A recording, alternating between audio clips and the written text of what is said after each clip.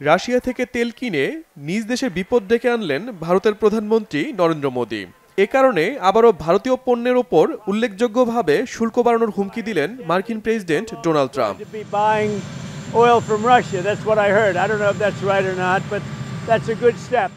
সোমবার সামাজিক যোগাযোগ মাধ্যম ট্রুথ সোশ্যালে দেয়া এক পোস্টে এ হুমকি দেন ট্রাম্প। মার্কিন প্রেসিডেন্ট বলেন, রাশিয়ার হামলার কারণে ইউক্রেনে অসংখ্য মানুষ নিহত হচ্ছে। বিষয়টি তোয়াক্কাই করছে না ভারত।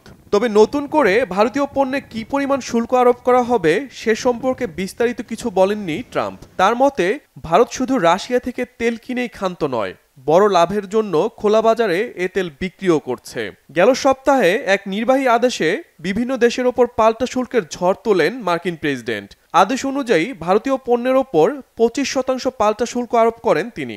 এটি আসছে 7 আগস্ট থেকে কার্যকর হবে।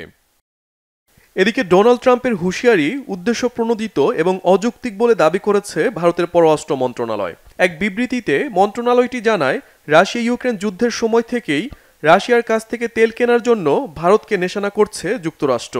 কিন্তু ওয়াশিংটন ওই সময় বিশ্বের জ্বালানি বাজারে স্থিতিশীলতা বজায় রাখতে ভারতকে তেল কিনতে উৎসাহিত করেছিল।